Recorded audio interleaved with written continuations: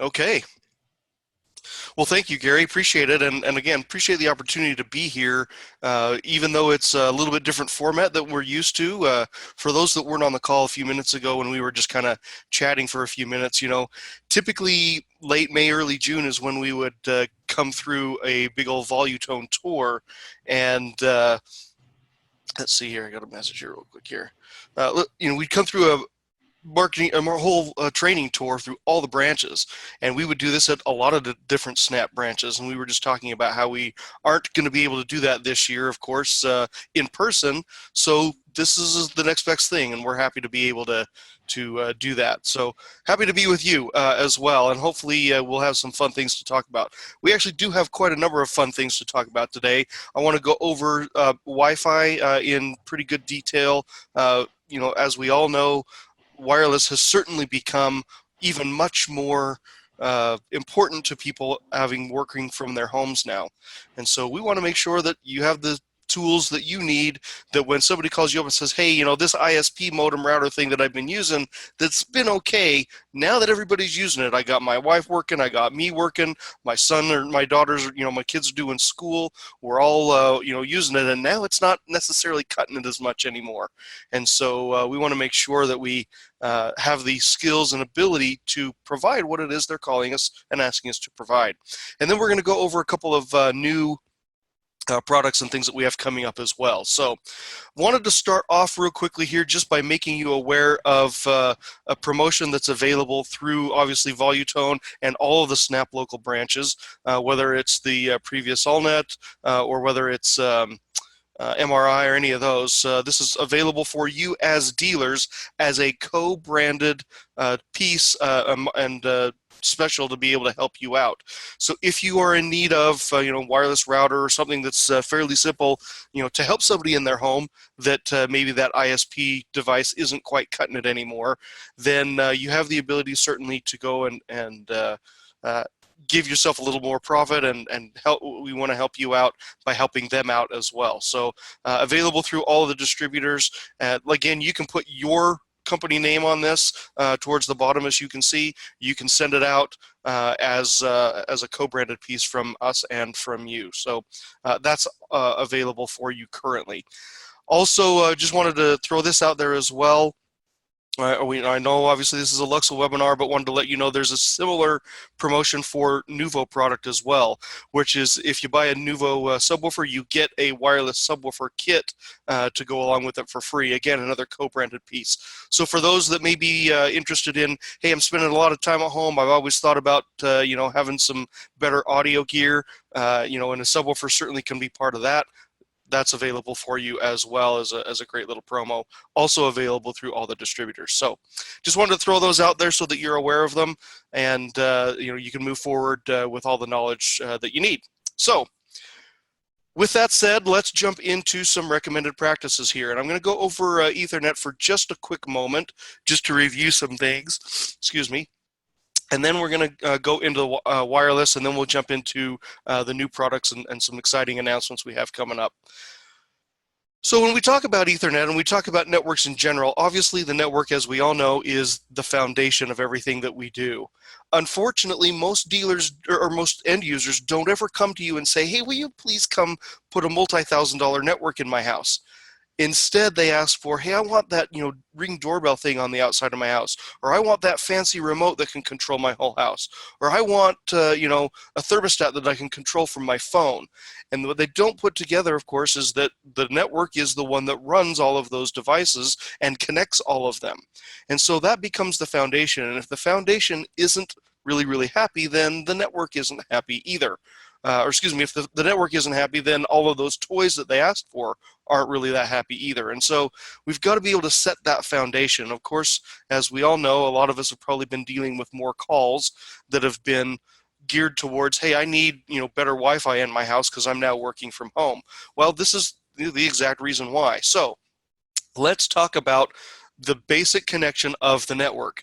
And let's say I have the Ethernet over here, or the internet over here on the left-hand side, and I've got my router that it plugs into, and then I've got 2 or 3 switches that are around the house. Well, certainly you can wire it up this way and run multiple switches back to the router, and it will work.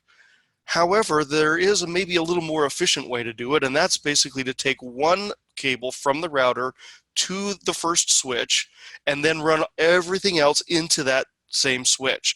That can include devices, that can include other switches, secondary and tertiary switches. All these things can certainly come up and certainly work that way. Why is it that you want to put everything into one switch? Well, the main reason, of course, is because you want to have the capability of the backplane inside that switch be able to be what it can be. Yes, you can run them through the router because inside that router is basically a small switch. But the horsepower and efficiency of your system really is in switches, not necessarily in routers. And if some of you have been in my live classes before, I make the joke that, oh, everybody's in love with routers and we've got to have a great one. And all of that's true. I'm not trying to take anything away from a router. But a switch is where your real horsepower and efficiency is. And there's several reasons for that. We won't get into that today a whole lot, but there's a couple reasons for it. Basically, that's where all your data transfer happens, and that's where the real processing capability is. But the other thing to keep in mind is, switches are built to do exactly that. Now, that doesn't mean that you have to run it this way. It's just kind of a recommended thing. There's always going to be that one switch clear off on the far side of the house, of course, that you need to plug several devices into. And if certainly you can do that because you just run the secondary switch that's clear off on the other side of the house back to the main switch, and everything works really, really well. Now, a general networking rule, regardless of how you've got your system wired up, is if you can connect a device to Ethernet, do it. I think it's safe to assume that all of us on this call would agree that Ethernet is always, always, always a better connection than wireless. Everybody's in love with Wi-Fi, and we'll talk about that in great detail here in just a moment. But Wi-Fi is a convenience thing. And if you take a look at some of the well-designed systems that are out there, they will have, let's say it's a larger system that has 100 or 150 or maybe 200 devices on it. And if it's done right, most of those devices will be wired Ethernet. And they'll leave the wireless side to the devices that can only be wireless, like phones and tablets and things like that. Why would we want to do that? Well, here's a quick example. Years and years ago, when I first got my first smart TV, it had Wi-Fi in it. So I turned the Wi-Fi on and said, hey, this is going to be cool. This is easy. I hooked it up and I started watching Netflix. And you've probably noticed this, where I start off a Netflix show and it was pretty grainy, and a few seconds later it'd get a little clearer, and a few seconds after that it'd get a little clearer. And finally, 30 or 45 seconds into the show, I was at full resolution. Well, that lasted a couple of weeks, and I thought to myself, this is kind of dumb. Why am I running this Wi-Fi? I actually have Ethernet right behind the TV.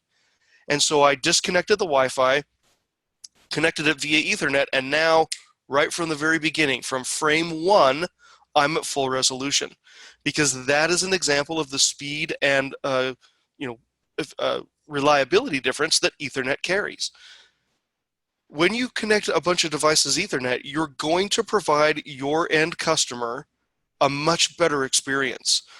Everything works better, whether it's a Roku or an Apple TV, whether it's a, whatever the case is, whether it's just a computer or some sort of device that can be hardwired. If you can do it, please do it. Like I said, the experience that you're going to provide to the customer is going to be much, much better experience because Ethernet is just that good. Now, I understand that not always can you get wire places. Not always do you have the capability of wiring things, and that's where wireless comes in. Certainly there are also those devices that are only capable of running wireless, and so we have to account for them as well. Now, I do see a bunch of questions coming in, and like Gary mentioned, we certainly will get to all of those. We will not leave today until every question is answered. So hold on just a moment, and I'll certainly get there. Unless, Gary, is there something that has come up that you want to address currently? One question so far, I think it's a detailed question talking about 2.4 bands and low bandwidth. Maybe just keep that in mind. That's going out to Tim. Keep it in mind and keep going. Okay, sounds good. Will do. So let's talk about some of the best practices and things you can do with wireless, because that's what everybody's interested in. And you know, there's a couple of different perceptions that are out there when we talk about wireless and what Wi-Fi should be. And these were perceptions typically at the end user level. And here's why. I'll play this video here. This is a video from Comcast, and you've probably seen this commercial. This thing is amazing. Look at this. It's going through fish tanks, and it's going through walls, and it's going through all these things, and all you have to do is plug these little pods in, and all of a sudden you have Wi-Fi everywhere. Oh my gosh, look at this. It goes through dinosaurs too. Isn't this amazing? This is the coolest Wi-Fi ever. And in just a moment here, you will see that it's simple and easy and awesome, which of course is their tagline. Now, I was able to grab this screen capture at the very end because here's what the perception is. They have just spent 30 seconds on a commercial telling you how cool their Wi-Fi is and how much you need their gigabit service. What I was able to capture at the very end here, which is only on the screen for a matter of maybe 2 seconds, is right down at the very bottom, and it says maximum throughput of 200 megabits over Wi-Fi connection in laboratory testing. Now hold on a minute. They just spent a whole lot of time and money on TV to tell me that I need their gigabit service. So the perception, of course, to the end user is I'm going to hit speed test on my phone and I'm going to see a gig if I buy this. But then at the very bottom they say, wait a minute, you're only going to get 200 meg in a lab. Well, if we take that in a lab part out of it and then move that into the real world, of course, it's going to be much lower than 200. You're probably in the 70 to 150 category most of the time if you're lucky. And that's on 5 gig. So not everything is, of course, the way that they want you to perceive it. And so there's a bit of a disconnect here from what reality of what Wi-Fi is capable of doing versus what the perception to the customer is and how they're being advertised. So let's talk about speed versus coverage here for a moment. And unfortunately, we're in the position where most people are going to gauge how good their network is by using something like speed test or fast.com or one of those website-based speed testers. And the reason why they've become kind of the gold standard is because there really isn't any other method for them to test and find out how good or bad their Wi-Fi is. The problem is that they're extremely unreliable. They're all over the place with their results, and they play a couple of games, frankly, and the ISPs play games along with them, and so they're just simply not very, very accurate. Well, that means that people are getting an inaccurate gauge as to what's actually going on versus, you know, what reality is and what can actually happen. Where we find that most people's frustrations come is not necessarily speed. Now, I say that and I fully understand that there's always going to be those customers that no matter what you do or say, they're hung up on speed, and that's just the way that it is. I get it. There's some of those guys that no matter what you do and no matter how you try to educate them, they're always just going to go, well, I want to see this number on my device. And that's obviously not the way that it always works. Where we find is what most people's frustration comes in is because of lack of coverage. It's not necessarily all speed-based, but it's when they go to that one section of their home and it just doesn't work well, or they can't get their email, or you know, if they're running an automation system and they hit mute on that and the command doesn't go through, or you know, something starts to really, really slow down when they're using the internet. It's those types of things that cause people to go, man, this system just isn't working very well, and then they reach out to a dealer like you, which is exactly what we want. Not that we want them to have a bad experience up front, but you know, the reality is most of the time we get that ISP device that's down in the basement corner of the home where the service comes in. And in the opposite top corner of the home, they may not be able to get very good coverage up there. And so what happens is your customer starts to become very, very frustrated when he doesn't have coverage all over his house. And he wants to sometimes punch something, and we don't want that to happen. That's not the goal here. And so what we have the ability to do is fix his frustration by creating coverage everywhere, because speed follows coverage. And if you have coverage everywhere, then the speed, as much as you can get of it, will be much better everywhere he goes. So it really kind of solves two problems. Number one is he no longer has that spot in his house where he walks and can't get very good connection anymore. And when he does go there, everything works just like it does everywhere else in the house.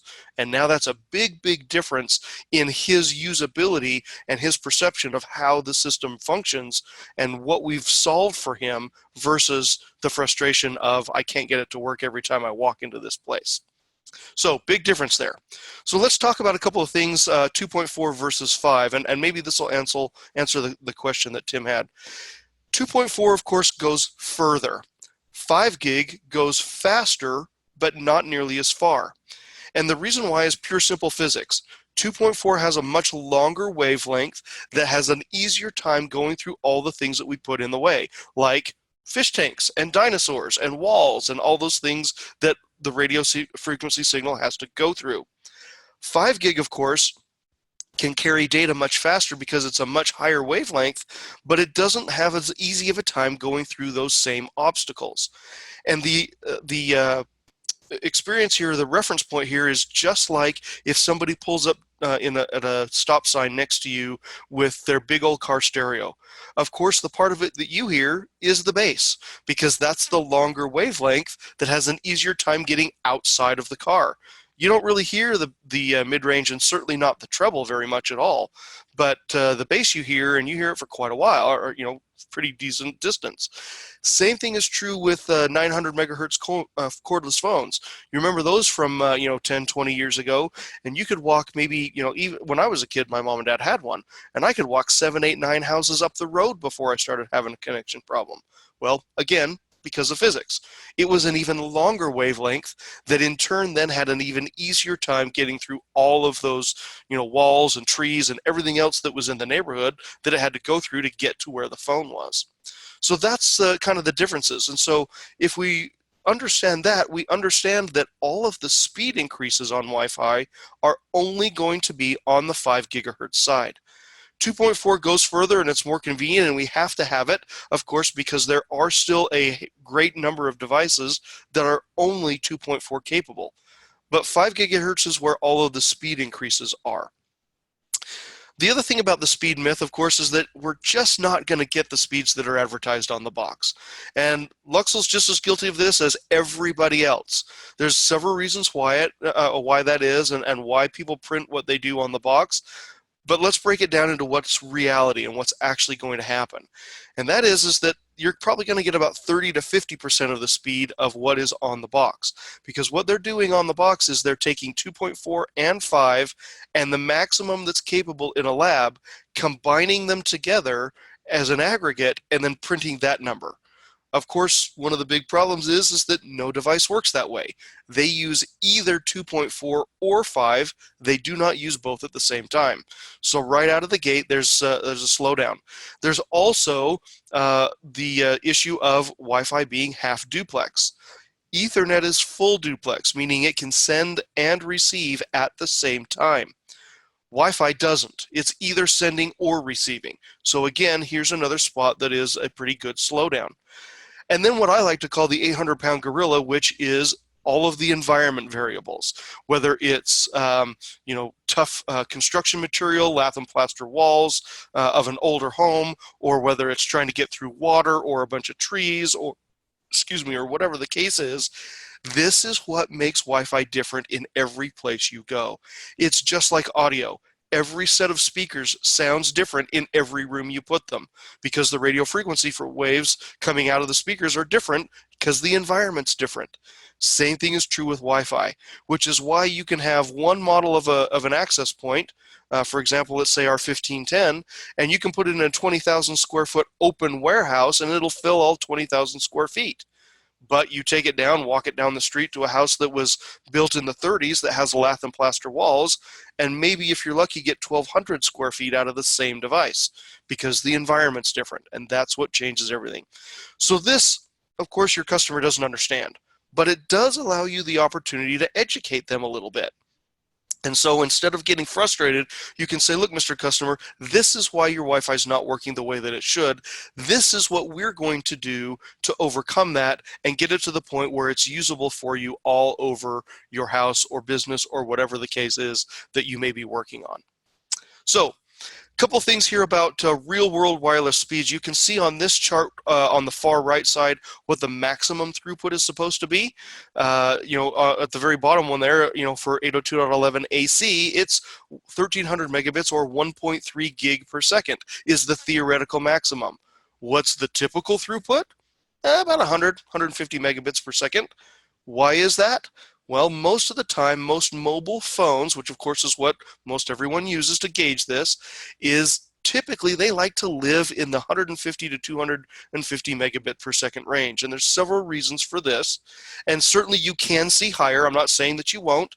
You can see 400s and 500s and things like that on your mobile phone if you do speed tests sometimes.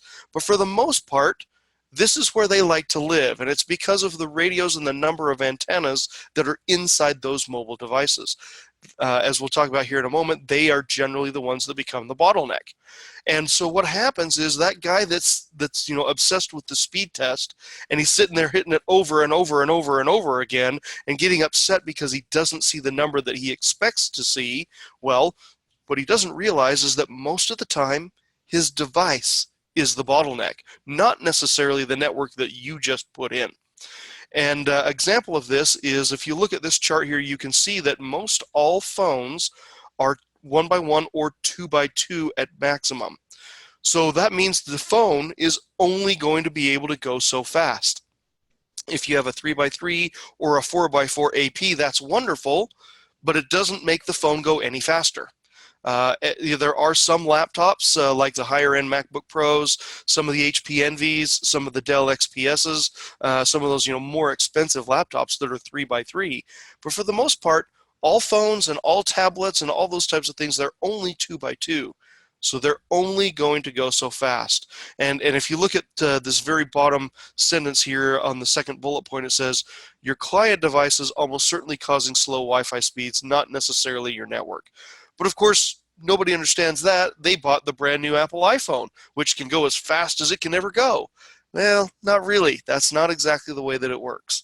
Of course, that's not what people understand.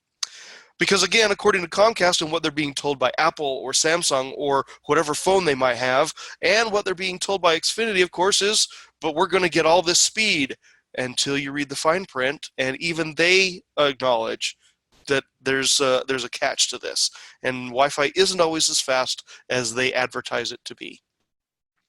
So how can we know what we're dealing with and make it better? Well, of course, we start with signal strength. And some of you may have seen this chart before, but of course, signal strength is measured in negative dBs, which is just the exact same way as audio, which means negative 100 at the very bottom of the scale is a really, really bad signal, and all the way up to the top, 0 is a really, really great signal. And so the lower the number, or in other words, the closer to 0, the better the signal. Now in Wi-Fi, most of the time you're not going to see, from about negative 35 or negative 30 or better, closer to 0. What you are going to see most of the time is from about negative 35 to maybe negative 70 or 80, somewhere in that range. And if you can be in the negative 70 or negative 65 and better range, then that's a really, really great signal. Where things start to get kind of iffy is what we call the spotty coverage or the gray area. And that's where you're at negative 70 to negative 80 or negative 85, somewhere in there. And this is where that frustration level starts to set in, because they go to that one area that's got lower signal strength and they may or may not have coverage, and they hit, go on that website and maybe it doesn't go. Or maybe it goes really, really slowly, or they hit mute command on their automation system and it doesn't go through and it never mutes. And things like that start happening. Or even worse, they start to walk from one room to the next and their music stops playing that they're streaming from their mobile device. All these things start to happen when you're in this gray area. Now the difference with dBs in this regard versus audio is audio, of course, has a nice smooth rollover slope between drivers. The crossover slope makes them sound really good. Wi-Fi doesn't have that. It's much more digital based in this regard, and so when you get to a certain point, you've lost data. It just simply doesn't pass anymore. And that point is somewhere usually in around the negative 80-ish range. What's interesting about this is that a lot of phone manufacturers will show you a bar or sometimes two at negative 90, where you cannot have passable data. It doesn't work. But they're still showing you a bar that you're connected. Why would they do that? Why would they show you a bar when you can't actually pass any data at that rate or at that signal strength? Well, it's because they want to prove to you that no matter what, we can be connected all the time, no matter where we go. That doesn't mean that it's actually usable. And that's the big difference, and this is why we always say bars don't mean anything, because they don't. You know, if you have 2 bars at -90, that doesn't matter. I don't care that I have 2 bars. I still can't use my Wi-Fi at that point. So again, where we want to be is from that -70 or -65 dB level and better.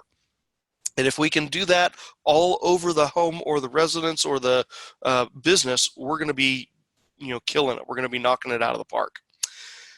Now, of course, there's always that lovely person called the interior decorator. And when we get involved with that person, they make crazy requests like, can't we put it over here? And can't we put it behind the fridge? Or can't we just put it behind the TV? Sure, you bet you can. And I guarantee what kind of performance you're going to get. And it's going to be horrible. It is not going to be the kind of performance that you want to get. If you take a look at here, the third one from the bottom, and yes, I can put it behind the fridge and hide it, and I'll immediately get at least a -19 dB drop in signal strength versus what I would have if I didn't put it behind there. Well, you know, every dB counts, and if you have a negative dB, or if you have a 19 dB loss right out of the gate, that signal is not going to go very far and certainly not going to be very reliable and very fast. And so all of these things factor in. Again, we're talking about things in the environment. So yeah, go ahead and put it behind that lath and plaster wall. Go ahead and put it behind the fridge and see what you get, because you're rolling the dice. The other thing that you need to keep in mind is, what is it that these services actually require to run? Because if a customer comes to you and says, man, my Wi-Fi is horrible, I'm only getting about 150, maybe 200 megabits, and I'm paying for 500, but I'm only getting 200 to my phone, that's when it's time to call timeout and say, hold on, Mr. Customer, let's talk about this for a sec. If we talk about just what Netflix requires to run 1080p, which, as you can see on the chart here, is 5 meg per second is what they require. If I have multiple Netflix streams going on at the same time at 5 meg, but I have 150 or 200 to my device, that still leaves me plenty of open bandwidth to do whatever it is I need to do over Wi-Fi. There is no bottleneck there. Now, I bring this up because, in contrast, of course, all of the service providers are going to give you some sort of line like, well, you've got kids at home, and they're going to be streaming Netflix, and they're going to be streaming Pandora and Spotify. You should buy our highest priced and fastest package in order to take care of all those things.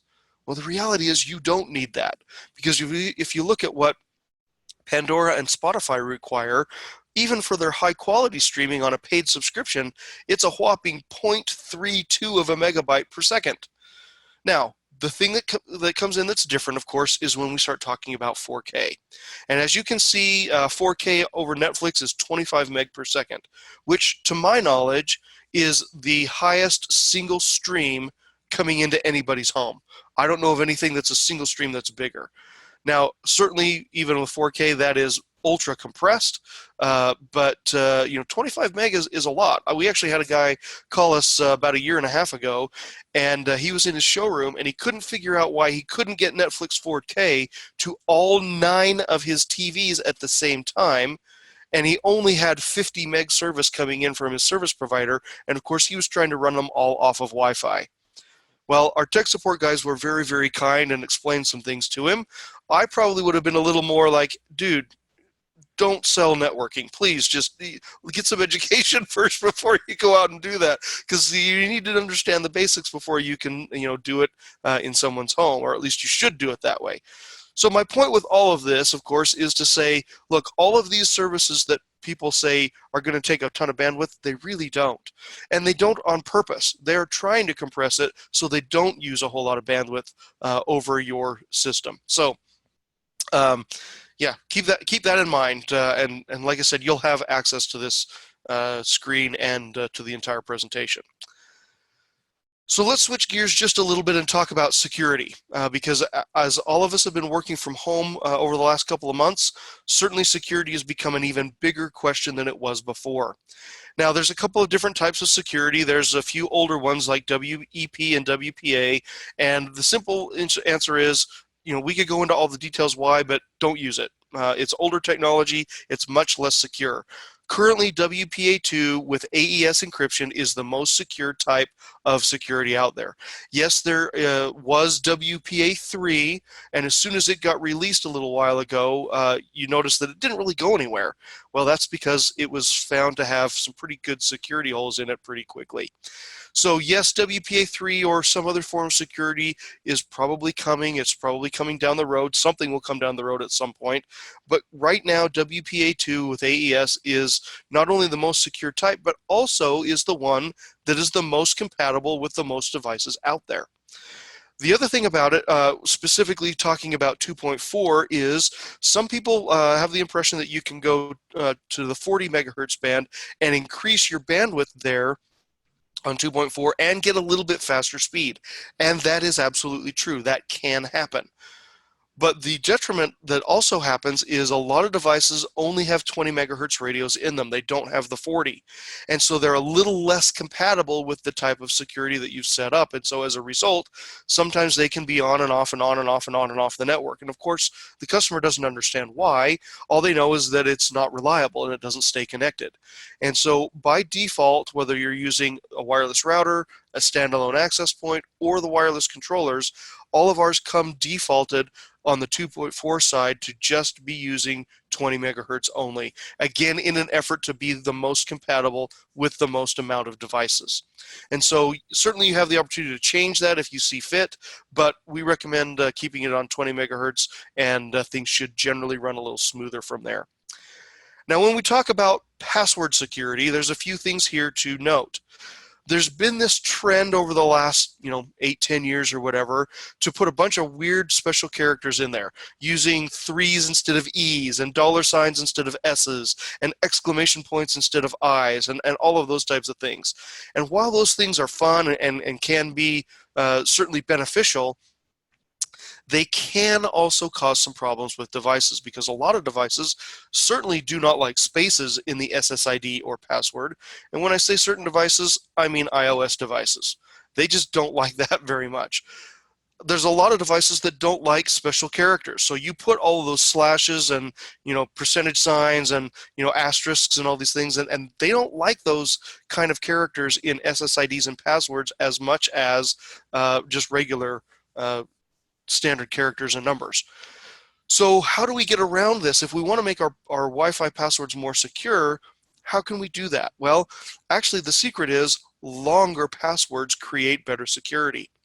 And the reason for this is because if you put all these special characters inside, you put a $sign instead of an S and a 3 instead of an E, things like that, then that's harder for a person to try and guess, but it's not necessarily harder for a computer to try and guess.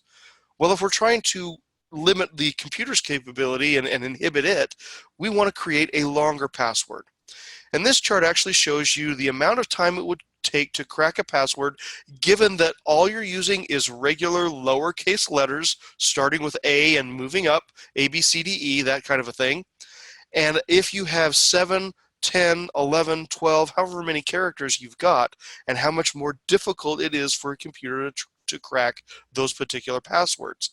Now, if you look at the bottom 3 lines there, and if I've got 10 characters, I'm pretty sure that nobody's going to be sitting outside of your place in a van for 4 months trying to crack a Wi-Fi password. Now, I say that in jest because that's not normally the way it works, as we all know.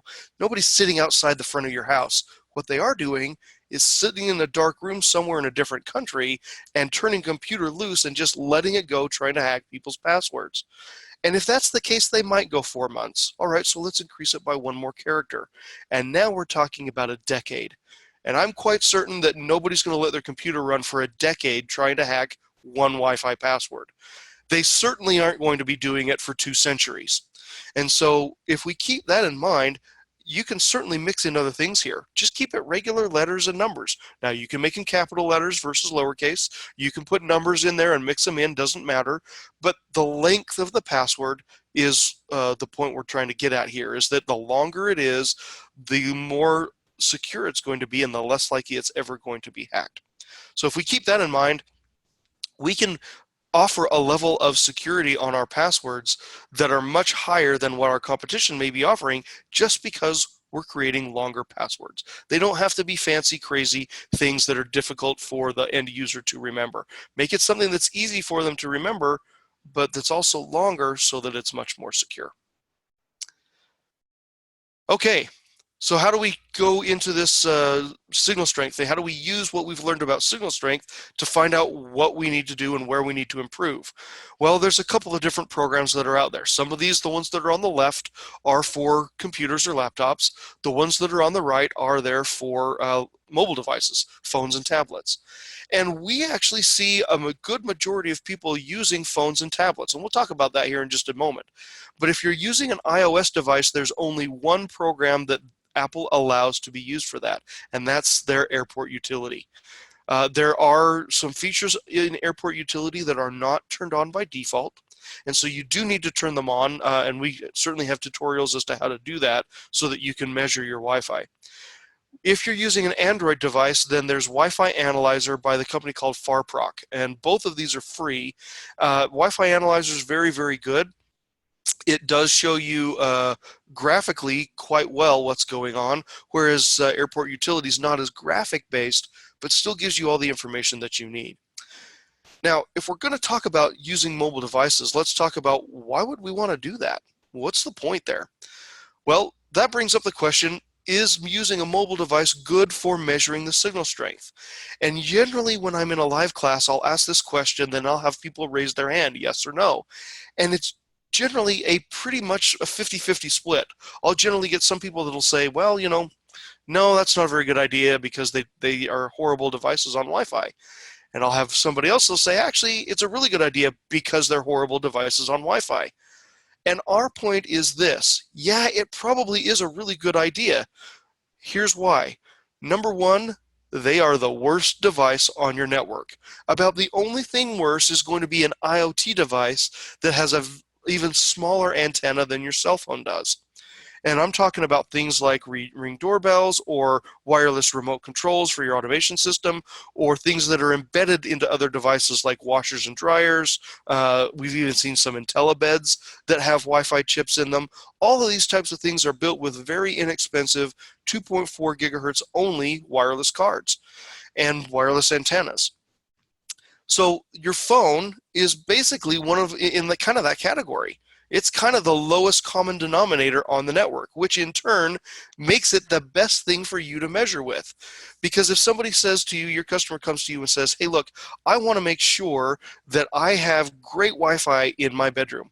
Well, you know for a fact they are not going to sit there in the evenings with a big old honking laptop on their lap. They're going to be on their phone or their tablet. And so because you are using the phone to measure, it's also what they're going to be using in all of the places around their home. It's of course the most mobile of mobile devices, and that's what they're going to carry with them everywhere. There is one other caveat though that I do need to bring up, and that is when I do a site survey, I like to use a laptop because the programs are really good. You get a lot of information, sometimes even more information than you do off of the mobile device apps. But be aware that because laptops generally have much bigger antennas and certainly more power behind them, they can give you a 6 to 10 dB gain in signal measurement over what your mobile device will do. So as a quick example, let's go back to that bedroom example. You walk in and you're walking around with your laptop and you get a negative 65 dB on your laptop. And you think to yourself, yeah, I nailed it. Everything's great. I'm totally killing this Wi-Fi setup. But then you think about this. A laptop can be 10 dB higher than what a mobile phone will be. So that means I could be at negative 75 dB with my mobile phone. And that's certainly not where we want to be. We want to be at 70 or 65, even better would be 65, or greater. And so measuring with a mobile device is a great way to just quickly get an idea as to what your Wi-Fi is going to be able to do. It's also a great way to know when somebody walks in and says, I'm having this problem every time I walk to this side of the home or this side of my office, then you have the ability to pull out your phone and grab one of these apps and measure it real quick and see real quickly, real time, what it is that's causing the problem. If you have a signal strength problem, it'll show you that very quickly. And the great thing about this is all of these apps are free, and you already have the device to use them in your pocket. So we're not talking about having to go out and buy anything new. We're talking about using what you already have. Okay? Physical placement. Where do we put these things? Well, as a quick reminder, access points do broadcast in different ways depending upon the access point. At Luxul, all of ours that are indoor are omnidirectional. So they are not like where you put them on the ceiling and they kind of give you an umbrella pattern down. They are a large 360-degree bubble. And from an installation standpoint, now that makes them actually quite flexible. Because yes, you certainly can put them on the ceiling, which most people do, but you can put them sideways on the wall. You can also put them, on their back on a table or a shelf or top of an armoire or something like that. And the dispersion pattern remains the same, which is really, really great and flexible from an install standpoint, like I said. The other thing is outdoor APs are very different. They broadcast in more of a cone shape 70-degree dispersion pattern. And the idea here, of course, is that we're putting them in a corner of the yard, trying to broadcast out to the backyard or whatever the outdoor space happens to be. And so we're talking about broad coverage in one direction. Now, please don't misunderstand me. It doesn't mean that when I say 70-degree dispersion pattern, that at 75 degrees you don't get any signal. You can actually stand behind them and still be connected. But the antenna pattern is designed to push the signal out forward versus the indoors, which are omnidirectional. They're that big bubble. So what does this mean for propagation-wise? Well, let's say I'm trying to get signal up in this top corner of the home here, but I've got my standard problem of the system or the router is actually down here in the bottom corner where my service comes in. So I'll play this video for you here. And if you notice, when I propagate out, my signal goes from a pretty hot signal to a pretty poor signal at the opposite corner of the home. Well, with Wi-Fi, I have two choices. I can add or I can move. And so as you can see here, if I'm able to put that in the middle of the home, then I get a much hotter propagated signal all over the place. The problem is this. You're going to go to your homeowner and you're going to say, Mrs. Jones, I need to put this Wi-Fi router, which is completely beautiful and has these big old antennas sticking out of it, and I need to put that right in the middle of your kitchen counter. And of course she turns around and says, well, yes, please do. I would love to look at that all day, every day. That's never going to happen, right? We know that's not going to happen. What's going to happen instead is they're going to go, yeah, can't you hide that thing somewhere? And again, if there's an interior decorator involved, certainly that discussion takes a whole new level of hiding it somewhere. So again, we have two options. We can either add or we can move APs, and this is where it becomes important that we get a little bit creative as to where we're going to put them. So yeah, go ahead and put them in the closet or the pantry or the hallway that in the corner that's not being used very well, but still in a fairly centralized location that you can actually get usability out of it, and you're not putting it behind the TV or the fridge where it's going to be inhibited. Now, we've all gone against a lot of these types of limiters as far as materials that block Wi-Fi signal. One of them that's people don't think about is radiant heating and cooling in the floors or ultraviolet window film. Certainly, I know a lot of our friends in California deal with this because it gets fairly hot there, and you want to make sure that you can block the UV rays coming into houses.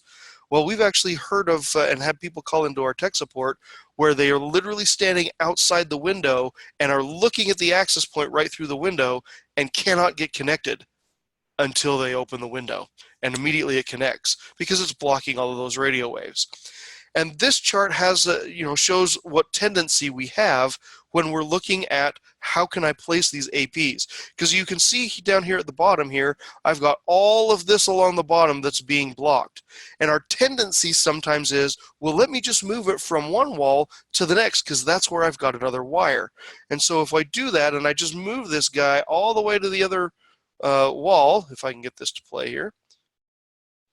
Oh, let's go back up here. Oop, that didn't work very well. See if I can get this to go again here. If I get it all the way up to the other wall, you can see that now I've created an even bigger problem for myself because now I've blocked out this whole section all the way up here. So really what we want to do is try and put it in the middle somewhere and look at how much larger the dispersion pattern is. Again, I fully understand that not always can you put them where it might be ideal, and we have to get creative and put them places where still they're going to give us good performance, but can also deal with and work with the aesthetic that the homeowner's trying to accomplish. And so we have some creativity that we can use and work around things. This is an example of what I'm talking about here. If we have an access point in the middle of each one of these different colored circles here, and this is a basic layout of what the dispersion pattern looks like, and I measure right here in the middle, and let's say I'm at -60, -65, somewhere in there, that's great. Because a lot of people think you've got these omnidirectional bubbles and you just want them to barely touch, and actually you don't. You want them to overlap a bit. You want them to overlap about 20% or so. And so I measure right in this area here, and I think, man, this is really, really good. Let's say that there's something that's different, and I've taken this access point and moved it down here to this bottom room. And now my entire coverage area has also moved as a result. And now I measure in this area right here, and let's say I measure -73. Well, now I've got a decision to make, because that might not be enough overlap in that area and might not be enough signal strength in that area to work effectively for what the customer's trying to accomplish and what you, as the dealer, are trying to accomplish for them. And so again, your options are add or move. And thankfully, we have the ability to do that, which is why in some of our more in-depth Wi-Fi classes, we always say, please, when you're pulling wire, pull a wire, of course, to where you think you're going to put APs, but then pull one over here and pull one over here and pull them multiple different locations so that you have the ability to move APs around should you need to do that. And that gives you the opportunity to not necessarily guess at what your Wi-Fi is going to do. Now you can fill in all those gaps and make sure you have coverage everywhere you need to have it. Okay? The other option that's common is called heat mapping, and there's a couple of programs that are used for that we see used fairly commonly. One is ekahau, which is, I believe, a Windows-only program, and then another one is called NetSpot, which is for both Windows and Mac. And both of them, neither one of them are terribly expensive. They are paid programs, and here's my take on heat mapping. Heat mapping can be really, really cool. It gives you a great graphical representation, something similar to this. And it allows you and your customer to see exactly what the Wi-Fi is doing. Now, in my opinion, these are great for showing you an end result as to what your Wi-Fi is doing. It's also great for you to be able to give them a before and an after.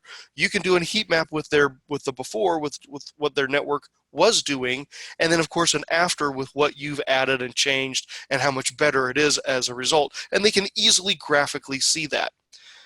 Where heat maps kind of are a little more difficult to use sometimes is if you're just wanting to get a real quick signal strength measurement and maybe find out what it is that's going on that's causing the problems.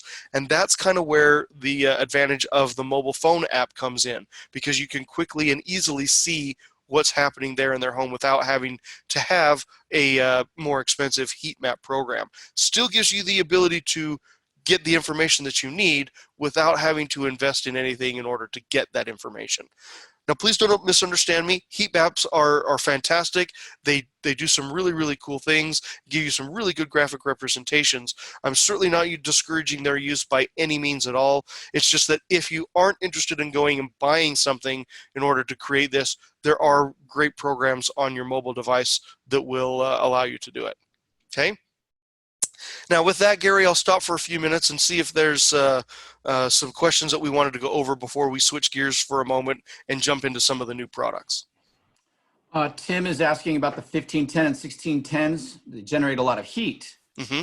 When placing that on top of a cabinet or out of sight, like to have the back side up, heat sink up, and the heat will rise above the unit instead of going through the unit. Talk about the heat for a second there. Sure. Great question. We actually get that fairly often. One of the things about it is, yes, obviously when you're amplifying something to the level that we are, just like an audio amplifier, you've got to have a heat sink on there.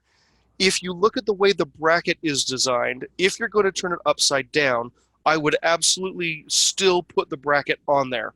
It is designed to have a little bit of a drop, I guess, to it that allows for an air gap, and it creates airflow to be able to go across that heatsink. So if you're going to put it upside down, that's why please still do use the bracket, and there's some white rubber feet that are included in there that you can put into the bracket to sit down onto that shelf or counter or whatever the case is. Heat's still going to rise, but again, the way the bracket's designed is to allow airflow across it and to come out one side, or both sides actually. So still able to do it with it on its back, I guess you could say. Anything else? We have from Scott Wallace. At some point, I'd be interested in knowing some of the best practices for optimizing performance that you control using either DHCP reservations, QoS static IPs. Thanks. When I use the airport utility, I noticed that neighboring systems are on the same channel. Best practices for choosing best channel for the 2.4. Okay, yeah, to address that one, that's one of the great things about whether it's Airport Utility or Wi-Fi Analyzer is they show you everything that it can see. So you get the neighbor's Wi-Fi and you find out what channel they're on, and it gives you the opportunity, if you've got a whole bunch of them that are around you, all the neighbors around the home that you're working in, let's say they're all on channel 6, well, now you know that, and you can move yours to either 1 or 11, whichever one is less, and therefore optimize the network based upon the signals that are around it. So that's another great thing that those types of apps will give you information on. And what was the first part of the question? He was asking about the AV control using DHCP reservations. Okay. DHCP reservations or static IPs, as an end result, end up accomplishing the same thing. So on static reservations, you're doing it in the router, or DHCP lease, whichever you want to call it. You're doing it in the router, and you're telling it every time I see this device, give it this IP address. On a static IP address, you're then setting it on every device instead of doing it in the router. So it really just is a matter of which one do you want to manage. Do you want to manage all the devices individually, or do you want to manage them all in one device on the router? There's pros and cons to each one. Obviously, the con to doing it all in the router is if the router dies or gets factory reset, then you have to go through and redo all of your static leases.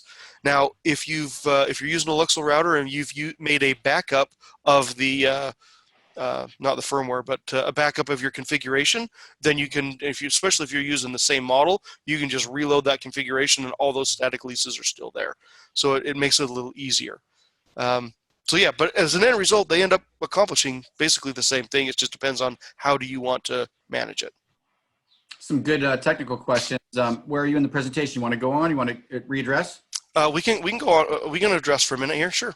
Okay, Michael Forbes, with the XWR 3150 managing APs, is there a way to change the channel on the APs? They seem to all set at the same channel.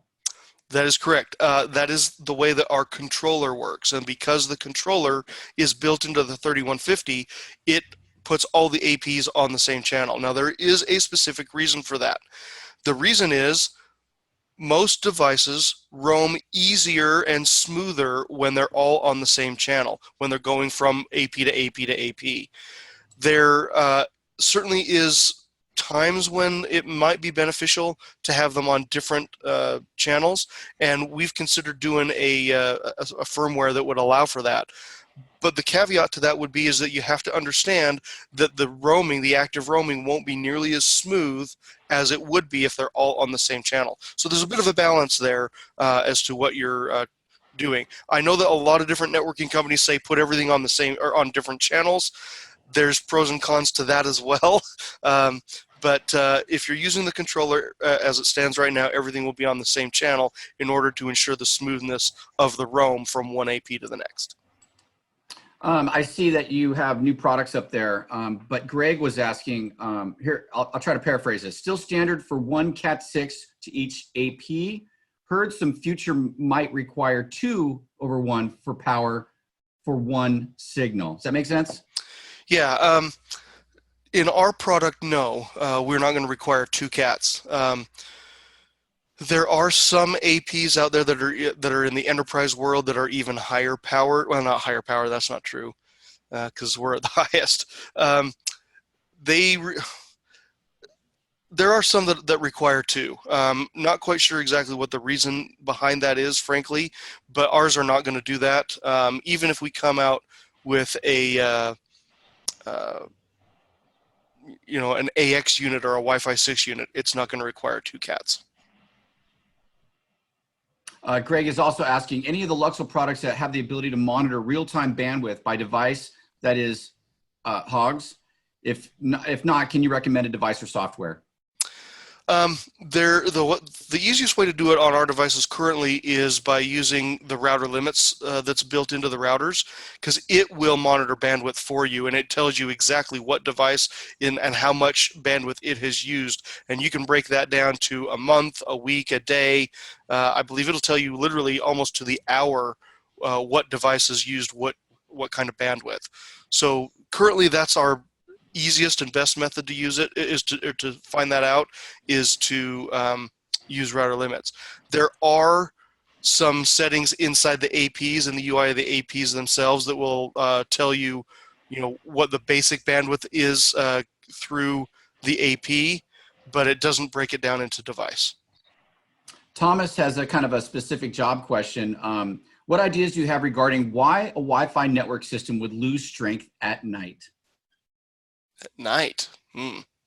Don't know. I know that's probably a hard one, but maybe it's specific. This is going to be a complete stab in the dark here, but I wonder if something with RF interference in the area changes at a certain point during the evening and then changes back. I've heard of crazy things like in Pennsylvania, I know that there was some dealers that were having trouble because they were right next to a military tower that was broadcasting out to Navy ships, and they were using that at certain times of the morning and evening, and it was killing people's Wi-Fi at those times. So again, total stab in the dark. Don't know if that's the case, but that would be a guess as to potentially why it may be cutting out at night. There's something in the area potentially is changing. Got it. All right, let's continue on, and Okay. guys, continue to type in questions and take it away, Jared. All right, let's finish this up, and then yes, we'll, like Gary said, we'll make sure and answer all your questions. So, all right, some fun new stuff we've got coming up we wanted to share with you. Excuse me. If you haven't heard of this yet, we do have a new software remote management program that we're getting ready to launch called ProWatch. It will be launching June of 2020, and we're really excited about this. This is going to be a complete remote management software suite that will be native to our devices and developed by us. Now, we also have, of course, been in partnership with Domotes for a number of years, and that is going to stay. Domotes will still be built into our routers. But in addition to that, if you're not in the Domotes ecosystem and you're not tied to it, but you're looking for something else, this will also be available as not only built into just the APs and the controller as native devices, but also into the routers similar to Domotes, where it will give you all of the information for everything on the system.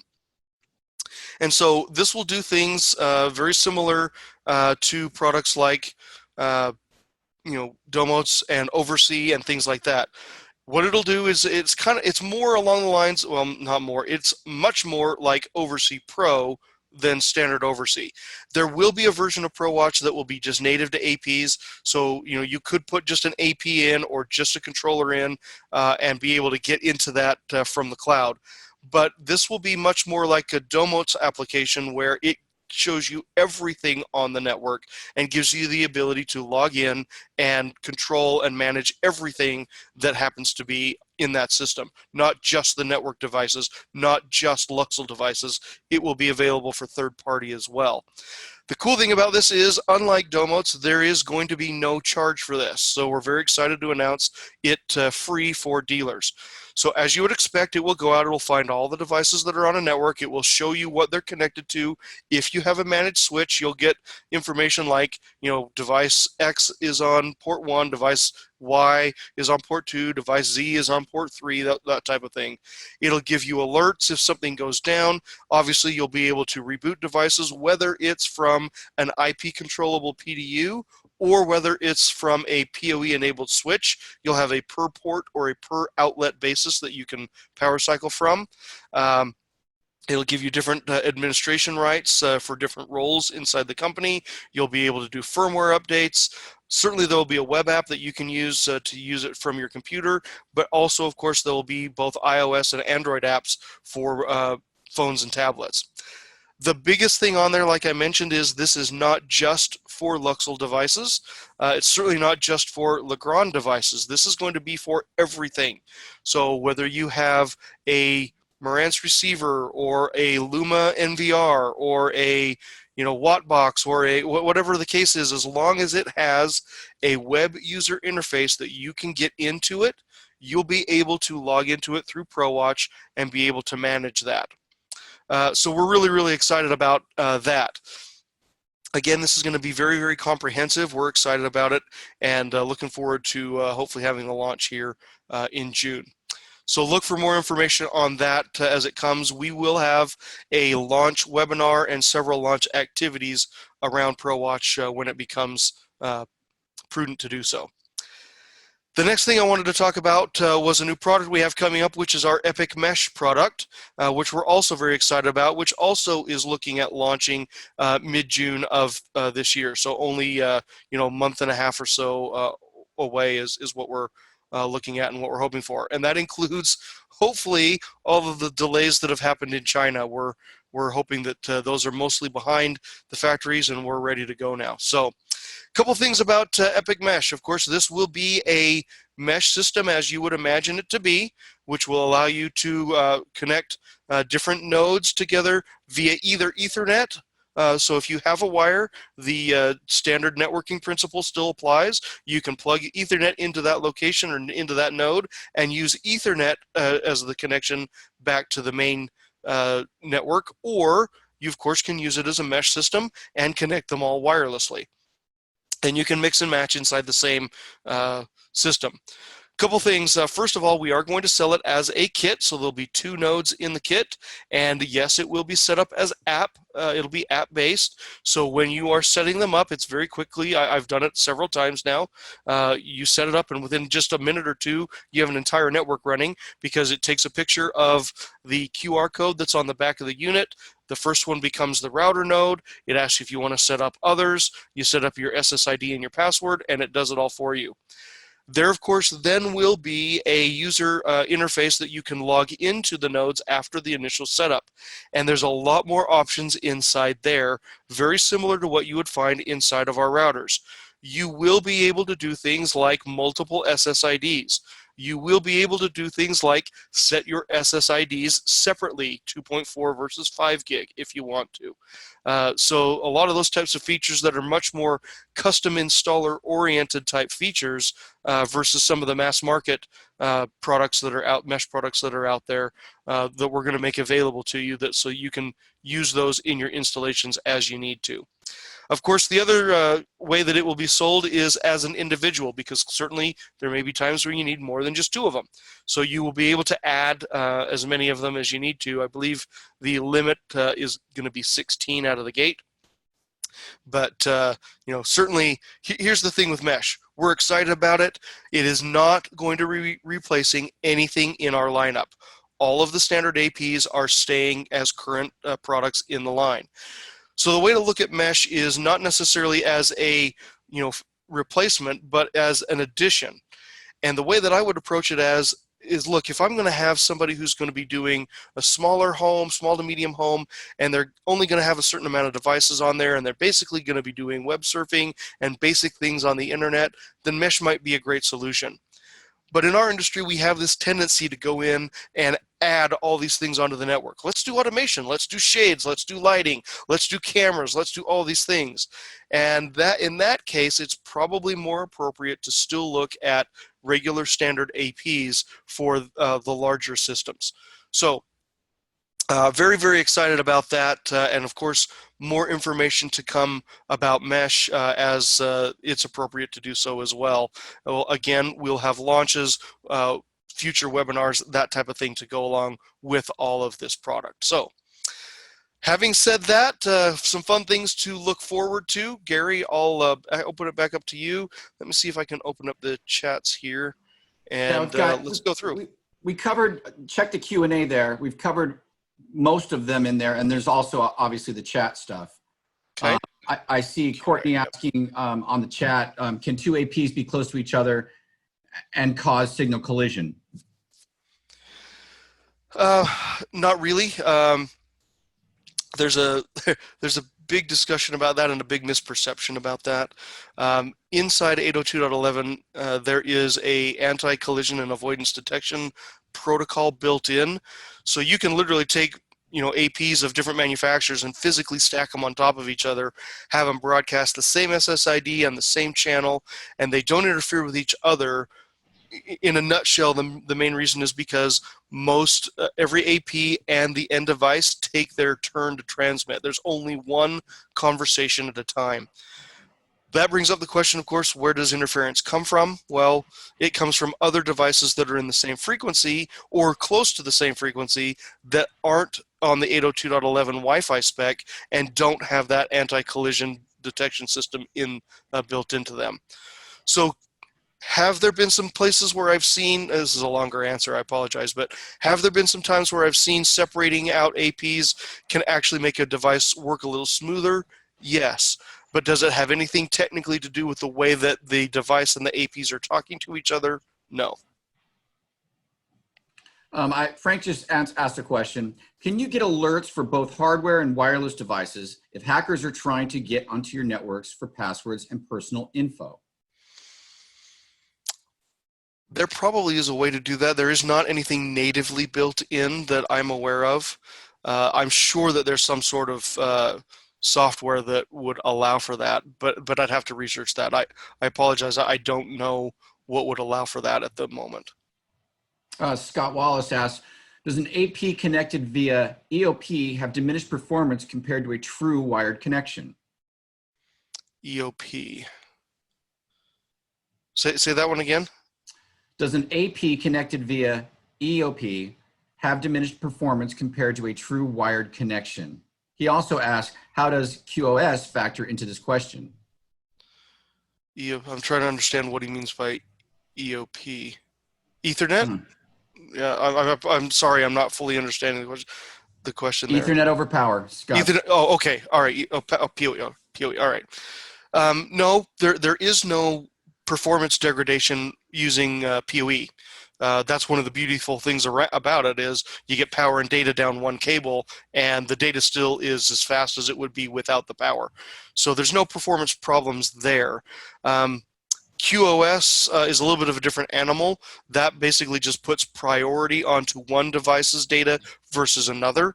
And you can set that up in either the routers or the switches if you have a device that requires that.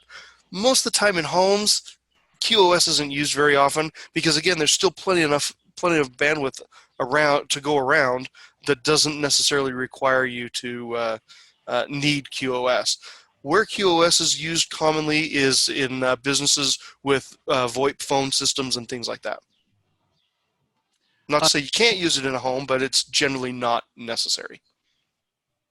Thank you for the question, guys. Greg asks, does mesh as a general rule have a maximum number of devices? If so, how many? Yes, as far as nodes go, there'll be a maximum of 16, but connected clients, that number I don't know yet. I can tell you on our 1510 and 1610, they will handle about 128 clients per band, so about 250 or so total at the same time concurrently running. The mesh isn't going to be quite as robust, but I don't know what the exact number is. I have not heard that from engineering yet. Oscar, yes, I'm recording this and I will send it to everybody at 4 o'clock. On the nodes discussion, Brian asks, what is the wattage output on the mesh nodes? Great question. It is going to be much higher than most of the other mesh systems out there. Most of those are right around 100 milliwatts or so. Ours is going to be in the 400 to 450 category. So that's part of the reason why our kit will have 2 nodes in it instead of 3, because you'll get the same amount of coverage, or possibly even more, depending upon the environment, of course, out of 2 of them versus 3. I can tell you I've been running 3 of them at my house as alphas and betas. In fact, not to spill the beans, but I'm actually broadcasting on them right now. And 3 of them in my house is overkill. I don't need 3. I could easily get by with 2. Got a question from Courtney. Why does the XWC1000 not like to allow me to static addressing of the APs? Okay, great question. There is a way to do it as if you're going to use static leases. Here's the reason why. When the APs are used as standalone, of course, they're on their own static IP. When they boot up, they look for the controller on the network, and if they find it, they change from static IP to DHCP.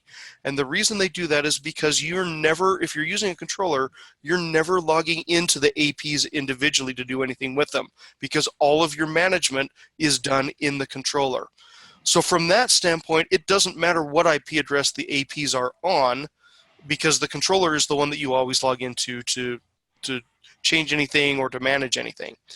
However, if you do want to put your APs in a specific spot, let's say that you have a network map laid out that you like to use over and over again, which is always a great idea, you can use or move the APs to where you want them to be. And the way that you do that is you go into the router and set a static reservation for the APs. Once you do that in the router, you can then change the IP address that static reservation is on from whatever the AP has automatically been assigned to whatever you want it to be. You can do that either inside or outside of the DHCP pool or DHCP range. So if you want to move it to 192.168.0 dot 100 or 110 or whatever the case is, you can move it to wherever you want it to be. You just want to make sure it won't be in conflict, of course, with another device. Thank you. Mike Foray has a question. Is the new MK10 system a way to get good signal to a high-end streamer? Or does that does not have an Ethernet connection nearby? It can be. Remember the way mesh works. It's wireless to wireless to wireless. So if you're trying to get something that requires higher bandwidth, like a streaming device, whether it's an Apple TV or a Roku or something like that, then remember that your backhaul or your connection back to the main network is also still wireless. Now, one of the things about our mesh is it's going to be 3 radios, just like a lot of the others are, but the radio that is going to carry the backhaul or the connection from node to node to node is going to be 4x4 instead of 2x2. So there is the ability to have higher bandwidth from node to node. However, it's not going to be as good of a connection as Ethernet is, just because Ethernet's going to be able to do easily double what any wireless connection could do. So would it be a great solution? I would say it'd probably be, if it's your only solution, if you can't get a wire there, then it's certainly going to be much better than trying to shoot the signal from much further away. But again, with the nodes, you're wireless to wireless to wireless. It's only going to be able to reproduce as good of a signal as it can grab. Thanks, Mike. Jim asks, is there a Luxul or third-party app to have a splash screen to ask for an email address before allowing main or guest Wi-Fi network? Unfortunately, no. I do not have anything natively built in like that. There are some Radius server software programs that you can get that will do that, but unfortunately, no, I don't have anything built in to do that. All right, guys, I think we're getting through that. Jared, good variety of questions there. Definitely a Wi-Fi discussion today. I think it's very appropriate for what we're going through. Obviously, the slide deck might help out, guys. please, you got a couple more minutes, ask any questions. I will send this whole entire presentation out to you guys at 4. And Frank, yes, I'll pick up your new email address. By the way, he says he thinks he was hacked yesterday. That's why he asked that question about no hack warnings. But guys, thank you so much, Jared. Yeah, going forward, we look forward to those releases. Obviously, we're going to push all the content out from your marketing team out to all the Snap locals as well, and the Volutone dealers too. And I love the mesh stuff there. That's awesome stuff. Yeah, we're excited about it. We've had a lot of interest in the mesh stuff. So engineering is working on it hot and heavy, and trying to get it out as quickly as they can. Obviously, we're not going to do it before it's ready to go. So whenever it's ready is when they say it's ready to go, that's when we'll start shipping it. Michael had asked a little while ago about updates on the Luxul proprietary remote monitoring. Did you cover that, or? Yeah, that's ProWatch. That's okay. The ProWatch stuff. Yeah. Got it. And yes, also very excited about that. Like I said, you'll see quite a bit of information coming from Luxul over the next coming weeks as we get ready for those launches of both of those products. One, of course, ProWatch, that's software-based remote monitoring, and the other, which is a hardware piece, which is the mesh product. Ted coming in with a question real quick. Will the 3150 router WAP perform similarly for a wireless as a 610 or 1510 WAP? Or is there a compelling reason to use a separate router and WAP if financially feasible? No, I mean, the 3150 is internally fairly similar to the standalone 4500 router. They're pretty similar. The difference, of course, with the 4500 is it does not have any Wi-Fi in it. So my general take on this is when do I want to use a wireless router versus a wired router? Wireless is going to be used, again, in that small to medium-sized home where you think that you're probably going to be able to cover most everything that you need to cover. However, the great thing about it is with the controller built in, of course, you're not stuck. So if you get, if you put it fairly centrally located, and let's say it doesn't quite cover what you need, then of course you do have the ability to expand with a couple of APs if necessary. Where I would transition to a different or a standalone, wired router with separate APs and a separate controller is if it's obviously either if it's a larger home or if it's a larger network that's going to have a lot of devices on it all the time. A lot of wireless devices, and we start loading up that network, and that's when separates always are going to perform better than an integrated. Think of it this way: it's just like an audio video receiver. If you combine a tuner, a preamp, a processor, and a power amp all in one chassis, they work very, very well. But if you separate all those and you have a separate preamp and a separate power amp and a separate processor, you're going to get better performance with separates than you do with an all-in-one AVR. And the same thing is true from a network standpoint. Got it. Well, guys, thank you so much. Awesome job. And everybody's applauding you. I could see I could see the virtual hand claps right here, Jared. Well, thank you. It's been my pleasure to be with you again today. I'm glad it was beneficial, and like I say, we're great partners with Volutone and all the guys. If there's something that we can do to help you out, by all means, please reach out to us. The term "we're all in this together" is certainly appropriate, but we're all in this together from an installation or a custom install standpoint, regardless of what's going on in the world. So we always want to be your partner. We always want to be able to work together and make sure that you have the tools that you need and the